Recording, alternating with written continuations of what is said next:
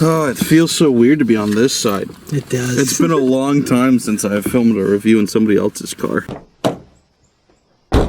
Well, that was a movie. Hello, welcome back to Bizarro First Thoughts. I'm Simon, this is Justin, and today we're giving our backwards thoughts on Friendship, the new film starring Tim Robbins and Paul Rudd. It was written and directed by Andrew DeYoung, who's a fairly newcomer. It also is starring Kate Mara, and Jack Dylan Grazer from It fame. Before I say anything at all, what Tim Robbins' son? Yes.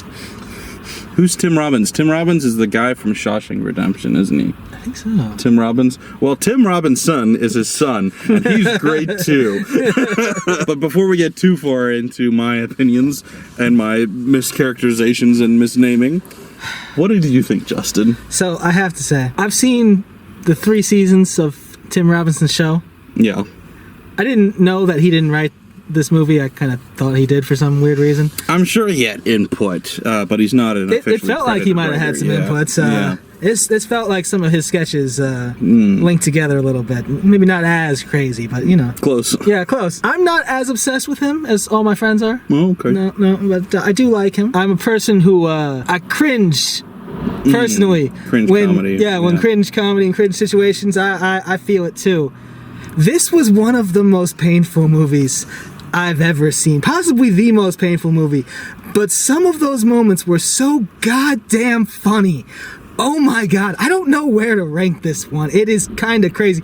I feel like my personal cringeness is I feel like it's unfair to let that hurt the score, but god, did it have both. I don't know if you're ready to hear what I'm about to say. Go ahead. I'm expecting it, but go for it. This is the best movie I've seen this year. That's what I thought you were gonna say. This was phenomenal. Oh my god, it's brilliant.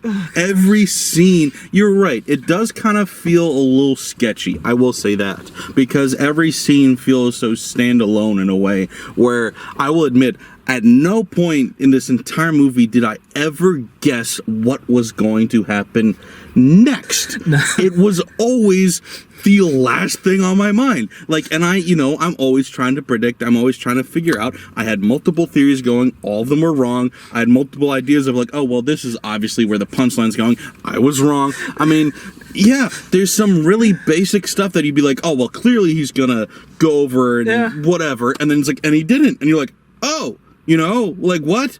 So, no, it's hilarious. It's extremely well written. The acting is phenomenal. It's got a great cast. I cringed. Oh my god! I was terrified during this movie. I felt extreme physical, visceral pain at times watching this, and it was glorious, dude. So, I have not seen a lot of Tim Robinson's show. I've only seen episodes here or there. I've always been a fan. I'm not really a show guy. But when I get presented a clip of his, I've enjoyed all of them. This, though, felt like an improvement, and maybe it's just because it's the film format or whatever, or you've got, people like Paul Rudd to bounce off of. I don't know. This movie to me was brilliant. I loved every goddamn second. Oh my gosh. It's just so much cringe. It just almost every scene, and for so long. Yeah. And then it would just get worse. Just get worse over time, and then in an instant you just lose it all because it just be so funny. You just forget how cringy it is. Yeah. It's crazy. I hate. Or I don't know if I hate cringe comedy. I used to be like you, where I just couldn't even watch it. I would turn off the movie or the video or whatever. I've grown accustomed to it more now, but this was still, to me, probably the best application of cringe comedy I've ever seen. It's painful, but you're so enjoying it you can't stop watching the train wreck. Now, usually some of the cringe comedy can be way too much for me in some other series. This was pretty good, but I swear to you, I was sitting in my chair just fighting the urge to close my ears and just curl up. Oh my gosh, he's just he lets himself go wild. Tim Robinson, he lets himself go wild in this one, but it's just the sketches are a little. The feel of the movie I don't like his sketches. It's just a little more grounded than them. Yeah. It doesn't let him get as crazy with it, even though some of those situations are It does get crazy though. absolutely wild. Like I just, there've been multiple movies that have left me as it's finishing up and going to credits, where I've just sat there with my mouth open. But those movies are typically horror or like thriller or Right. something that's gonna mind fuck you.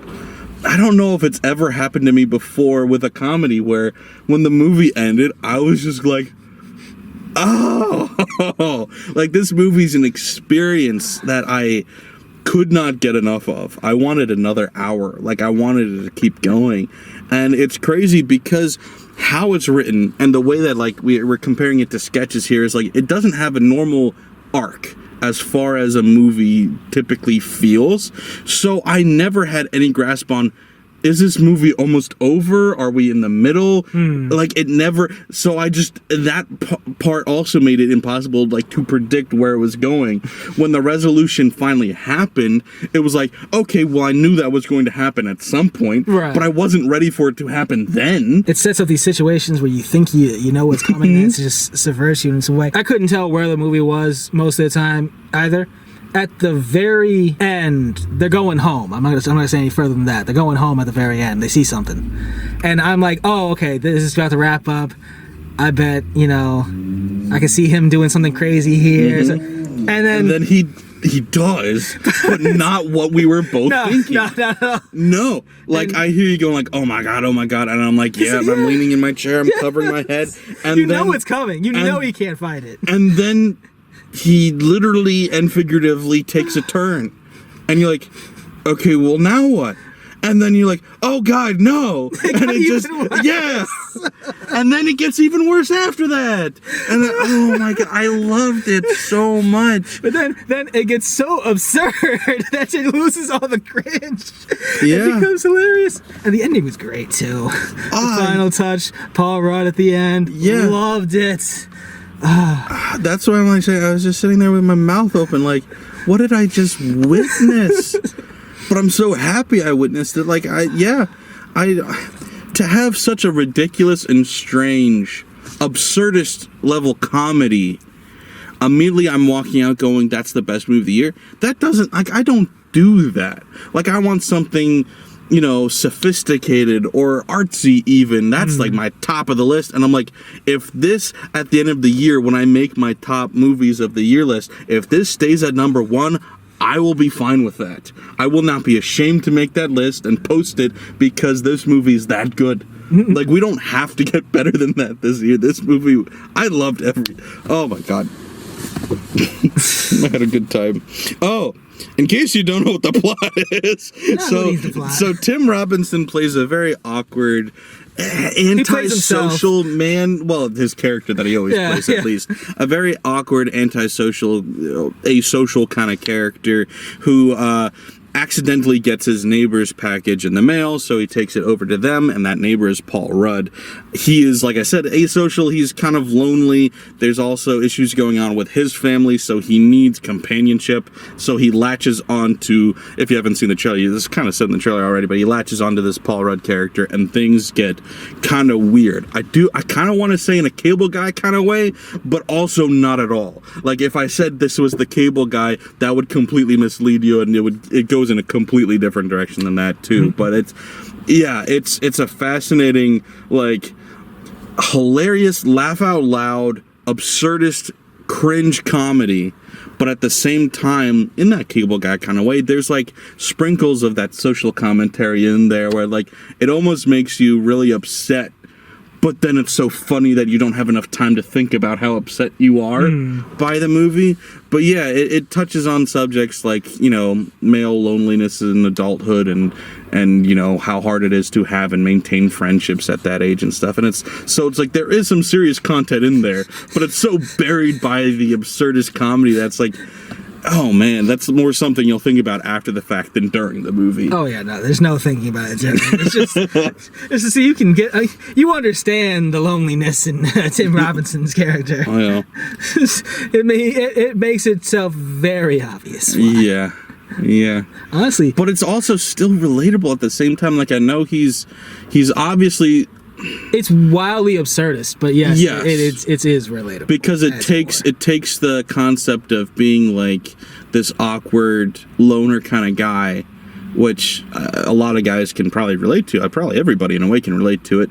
And then it just explodes it out to this extremist, absurdist level that is obviously no longer relatable. But like you're like, yeah, I don't know, man. I just also it's funny.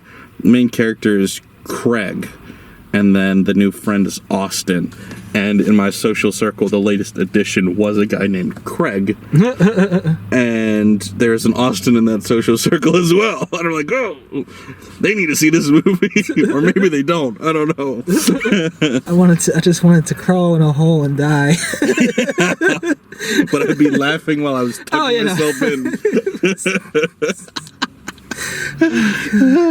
Fucking random sinkhole part. Not even a sinkhole, just like... No, he was going. I wouldn't have trusted. He got out easy, but oh my gosh. I know, like, some people complain or criticism of Tim Robinson is like it always just devolves into him screaming about something. It does. But I love it.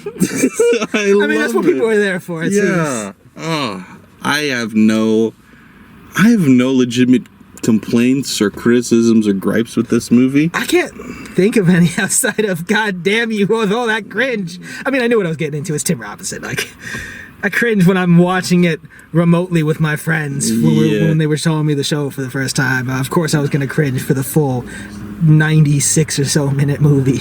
Yeah.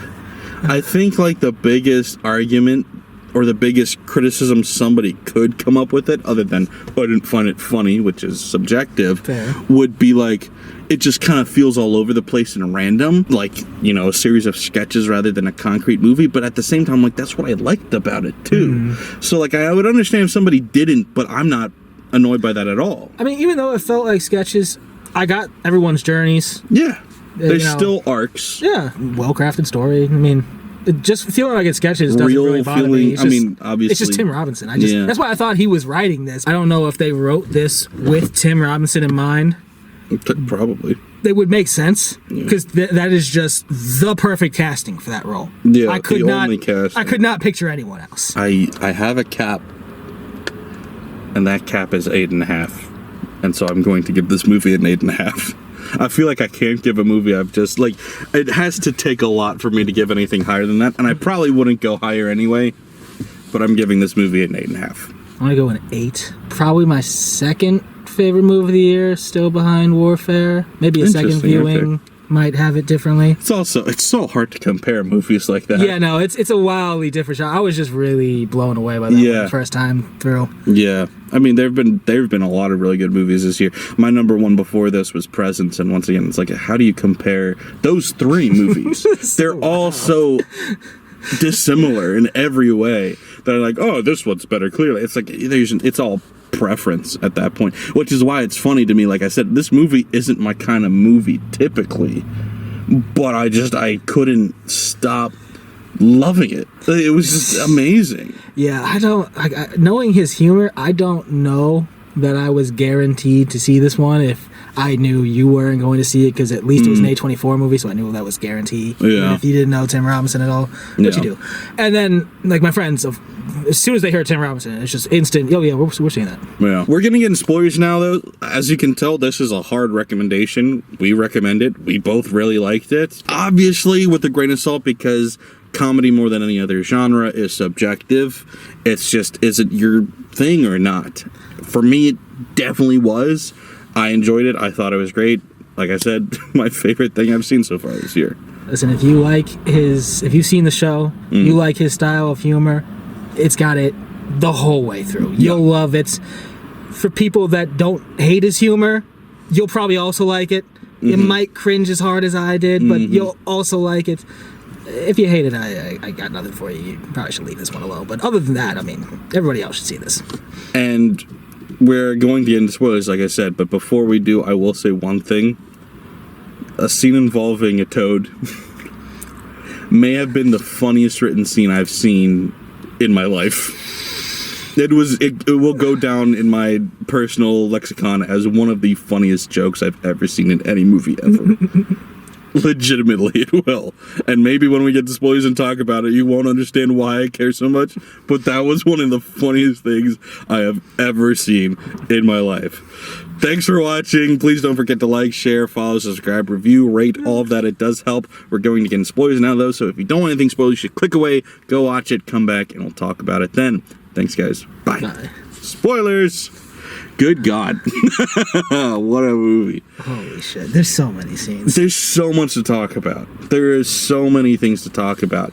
Like, I mean, the whole running bit with like him having a toupee, Paul Rudd's character being bald and wearing like this wig, like it felt like a one-off thing, and then it gets brought back later. It was just those two. I knew it had to come back later in some way, but I thought he was going to use it as like blackmail to stay friends. No, I also thought that too. Yeah, which goes to show nothing is what you think it's going to be. He sees the car, like, well, he's going to crash into it, and then he crashes on the speed bump so he doesn't hit it. And I'm like, what, is he going to take like a golf club? No, he goes around back. I'm like, what the fuck is he doing? And then obviously earlier when he takes the gun, you're like, that's going to come back. But then I didn't think that's when the gun was going to come back. I wasn't ready for it then. I had forgotten about it, but it made sense. Like, it had to come back at some point, but oh my gosh. Every single little step, you just think you know what's coming, and it's just... And you never do! Speaking of which, the Toad scene. So, his wife has left him, officially, finally, and he just feels like a loser. He lost his job, he now has a new job he hates, and it's just like his life is falling apart, and also... he needs a new phone. So he goes to the phone store. Last time he was there, this 18-year-old creepy drug dealer guy tells him, hey, if you need anything stronger, let me know. Hey. So he goes back and he tries to get the Aaron Rodgers drug, but he doesn't have that. So he's like, I got this toad you can lick for $100. And it's like ayahuasca, but the trip is shorter. And so he goes, okay. And he's like, all right, I'll be back in an hour. I got to go get lunch. So he licks it and he lays down. And he's like, that's a big lick. I don't know. And he's like, was it too big? Oh, no. And then he goes into this trip and he walks into a Subway. And Paul Rudd is the person making the sandwich behind the counter. He's old, too. Yeah, old for some reason. Long gray hair. Yeah. And he goes like, what's for lunch today? And he goes, roast beef. And he goes, on what kind of roll? And he was like, Italian herbs. And he's like, all right. And like, not toasted, I'm assuming. Nah, we'll toast it this time. I got time. And I'm like, all right. So he starts making the sandwich, and then he's back sitting, laying in the closet. And he's like, how was your trip? And he's like, I ordered a sandwich. That was it. It's like, no, I just love how long was your trip? Like 3-4 months? Like, how long did it feel? Like 1 minute. I ordered a sandwich. And so for the rest of the movie, I'm expecting him to come out of the trip. Like the rest of the story has been part of the trip. And it never does. It really was just that 1 minute of him ordering a Subway sandwich. See, that's where we differ. I immediately thought that was just it. That was his Toad experience, you know? It's different for everybody. He's like, oh, the Toad is mysterious. That was one of the funniest bits I have ever seen in my life. Subversion of expectation is, what comedy really is about at its core, is doing something that you don't see coming. Yeah. At least it's one style of comedy. If you ask Jerry Seinfeld, it's probably the opposite. And so, like, when you watch as many movies as we do now, though, it is hard to have your expectations subverted because you've seen it all, you feel like. And to constantly, not once, not a couple times, every scene in this movie, to do something I wasn't expecting to happen, the writing is phenomenal. It's absolutely insane. It is. I cannot be more impressed than I am with the writing quality, like, of a stupid little bromance gone wrong comedy. Like, I was expecting, like I said, kind of like The Cable Guy, and it's similar in some ways, but The Cable Guy's writing is not nearly on this level as far as subversion of expectation stuff. It does some other stuff better. I mean, Cable Guy's a classic, too. They're both great. But, yeah, I don't know, man. It's fucking, gosh. Yeah, no, I was pretty happy to see the Toad scene. Because, like, he's going back to the guy to do drugs. I expect a long list of psychedelics, because that just makes sense. Right. I have not seen anyone bring up Lickin' Toad since early Family Guy. Speaking of things like I didn't see coming, I gotta open the door. It's hot in here. So when they go into the sewers. He takes the wife into the sewers. Oh my god. And they have a bit of a fight because he's trying to instill some romance, some adventure, right. And she's going, "We're in the sewers." Two very relatable things happening, and then he goes like, just come on, just like, I'm trying to do something with you. We're here together and we're gonna have a good time, so just go ahead and I'll catch up. And so she makes this face like she's judging him, but she's thinking something. You don't know what she's thinking. So once again, I'm thinking she's gonna leave him. That's what I thought too. She's gonna abandon him there, and he's gonna get lost. And so then when she's not there and he starts freaking out, first he drops the light, then he drops his phone, and then he's got a lighter. That's a great bit. So I'm like, yeah, okay. But then he shows up at home and she's not there. I was expecting her to be sitting there. Like, oh, it took you long enough or whatever. No, she's now lost in the sewers underneath the city. And it makes a lot of sense, because the first time he went down there, he was getting taken down there by Paul Rudd's character, who knows these paths, took him the proper way the first time. The paths? That's trespassing. I did get himself arrested. He called you pigs! But like, so he got taken down there and he found a secret path to City Hall. And so I wasn't 100% sure that Tim Robinson's character could recreate it. Yeah. And when the wife was going there, I thought, oh, okay, it must be a somewhat easy way out at that point. She's just going to be out. She'll be either out there or she'll ditch him, because it did very much, they made it feel like she was going to leave him. But it makes a lot of sense that if she went on ahead, she has no idea which way to go, got lost, and he has no idea of the alternate paths to find her. Right. And then he also dropped his phone. I was shocked he made it out after dropping his phone, but I guess he could feel his way out. Shit. I didn't think he knew it that well. Shit. He could not hold on to anything at all in this movie. Every single thing startled him into dropping something, or he had to hop something and drop something. I thought it was great too. It came back later and much quicker than I expected, honestly. But like, so when he drops his phone the first time in the puddle, when he starts sinking, which was the quicksand puddle or quick whatever the hell it was, he was really moving, but he got out super easy. So. But so he's like, oh shit, my phone, can you call it? And he goes, I don't have a phone. And then it's like 2 scenes later, he does have a phone. He's like, oh, you have a phone? But I'm like, they talked on the phone at the beginning of this scene. He called him. Yeah. And I'm like, how did you not pick? Okay. Yeah, it's like I just assumed he meant he just didn't bring it on the walk, not he didn't have one at all. At all, yeah. The way that this movie, like, messes with your perception, because, like, he's imagining stuff at times, and most of the time you can tell he's daydreaming about it. When everything's going well, he's daydreaming, basically. But at the end, too, when he's daydreaming about the goodbye at the party, then I'm thinking, now we're back at the original party, and all of that was just him freaking about what could go wrong. That would have been insane. But no, it was just him imagining, and then he gets put in the cop car, and they're all talking about what happened. But then Paul Rudd, I assume because Tim Robinson 100% freaks out and saves people from seeing that he has the wig, they make eye contact, and Paul Rudd just gives him a little wink, and I was like, oh my god, what? No, and then the movie ends. He shows up with the gun, he starts waving it around. Would he trip on the table or something like that? He like shoots him in the foot or shoots by his foot.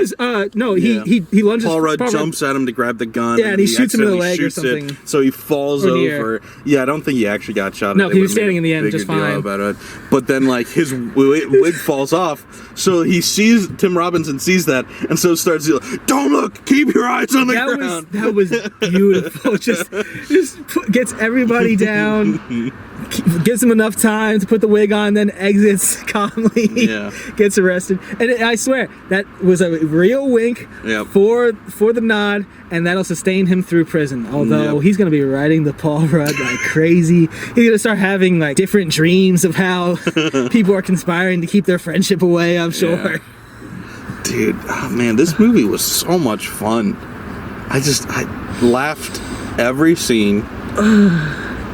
I had no idea what was going on. I was either laughing or just curled up in bed. Yeah, I was. The amount of times I'm just fighting, so like, no, I gotta hear the cringe. I can't fight it. Don't look away. It is my duty to watch this movie. It can't and give an hurt accurate review. Man, yeah, no. I mean, there have been like, normally when I've watched something really cringy, I'll like pause it because I'm like, I can't do this right now. But you can't when you're in the theater. You just have to sit there. What gets him excommunicated from the friend group, by the way, is for some reason they're drunk in boxing, which is a great idea anyway. Love it. He gets punched in the nose a couple times and gets mad about it, so he takes a couple cheap shots on Paul Rudd, which I don't think is a reason to kick somebody out of a friend group, but okay, everybody overreacted. But then his reaction to that is to say, oh, I know, I'll punish myself, I know what I have to do. And he gets a bar of soap and sticks it in his mouth while continuously apologizing and saying how of a bad boy he is. Yeah, it's not just the apology. It's the speaking like he's a 5-year-old with like an angry mother in front of him. I'm sorry. I was a bad boy. What did I do? How can I make it good? It's just with the bar of soap in his mouth. Yeah, which he bites in half. Yeah, no. For a second, I thought I missed a second one that he stuffed in there. But anyway, sorry. It's not just that, because it goes crazy there. It's also the dialogue at times is just phenomenal. Like, and I mean, you see in the trailer that they all just start singing, but why they're singing is what they're upset about is the one dad of this dad group confides that his 12-year-old daughter is already wearing C-size cups, and all the guys are always looking at her, and it makes him uncomfortable and afraid for what she's gonna be like when she grows up. And already Tim Robinson's like, that's kind of weird. But then later when he comes back with the gun, he's like, hey, I've been thinking about you and your busty daughter. It's real. It's a real heartbreaker, man. I feel sorry for you. It must be so hard to have a busty. Oh my god. That's so of course, funny. It's even funnier because he's waving the gold gun around. I say, it's so funny, dude. Oh my gosh! He freaks out at the mayor. Because so he gives a pitch. He was supposed to be a one-man team giving a pitch because they're trying to rework the mayor's image for his re-election campaign. And so he says, nobody likes politicians, so we should try and present you as a friend. Kind of hearkening back to the whole loneliness epidemic thing, but like everybody just wants a friend. So right. You're like, okay, that's where we're going the commentary route. No, because then he realizes his boss had asked another guy to also prepare a presentation, which immediately upstages his presentation. You're talking about the Marvels. He just freaks the fuck out and starts threatening to kill the mayor because he already hates the mayor because it took him forever to get the speed bump installed in his front drive area. It's just so funny. It's so funny. Oh, what a movie. I want to see this again right now. That's how much, like, I don't do that very often. Like, I can think of a few movies in my lifetime that have been like, I immediately want to sit down and watch this again. And it's on the list. No, very short list. I could do it again. I could suffer through it. Yeah. Just like I get myself in my fetal position real quick. Yeah. Like I said, I don't have any legit complaints or criticisms. Like, no, there's just funny scenes. Yeah. It simply will come down to how funny you find it and how much you can put up with the painful awkwardness of it. And like, okay, so I know some people who wouldn't like it purely based on the fact that there are no likable characters in this movie. Like, there's no good people in this movie. Maybe the wife is good, but like, there's nobody she's really the closest, to like, root adult for in this movie. I actually really did like that line, by the way, where he goes like, "You guys are so judgmental. Are you the bad guys? I know you're not, but could you at least?" That was a really good line because it was like so self-aware, which with Marvel these days, like that meta humor is all over the place. But like this was meta with taste, where it's like, You The don't expect Tim scriptwriter is Robinson's asking. character in this movie to be that meta about it. You just expect him to be delusional. It's concerning how much I see myself in this character. I think that's the thing though, that like, I know it's absurdist and it's insane, but we're all so close to that, it just takes turning off that voice telling you not to do the crazy stuff. Yeah, I mean, And we all end up there. listen, he's just a kind of lonely guy. He's got a wife and a kid, but he doesn't seem to have any friends his own age anymore. Or who knows if he ever did. Right. And he gets one shot, two shots, I guess, to get close to a group of guys that Yeah. can accept him. Sing songs together. Yeah, and like, you know, he's got some delusions of grandeur, but like, don't we all? He immediately fantasizes about being perfectly accepted by this group, even taking over as the de facto leader of the group for Paul Rudd, essentially. Yeah. And like, yeah, that's Being a the little. hero, saving Paul Rudd. Yeah, I love Stuff like- that. yeah. I love him. I love the Paul Rudd. There's like he's daydreaming about it. Paul Rudd falls and he hops over the fence and picks Paul Rudd up and carries him away. And then in the end, And then the end, Paul Rudd carries him. oh my Yep. god, I was dying. Yeah. He looks down at him. Tim Robinson smiles up at Paul Rudd, and Paul Rudd just looks disgusted. God. Yeah. Gave him that wink, man. He did give him the wink. He'll take that secret to his grave. What a movie, dude. This was really good. It's just, oh my god, it's the most physically painful style. We're pretty much out of time, so we're gonna get going, but that's what we had to think. Once again, we really enjoyed it. Do recommend it. Go watch it. Absolutely. It's not gonna be for everybody, but for those of you who it is for, it's pretty much flawless. Listen, if you even slightly like his humor, I think you'll Yeah. probably very much enjoy the movie. Yes. Absolutely, unless you hate his humor. Yeah. That's what it comes down to. That's all it is. You'll either find it funny or not. Yeah, pretty much. All right. Thanks for watching, guys. We'll see you soon. Bye. Bye.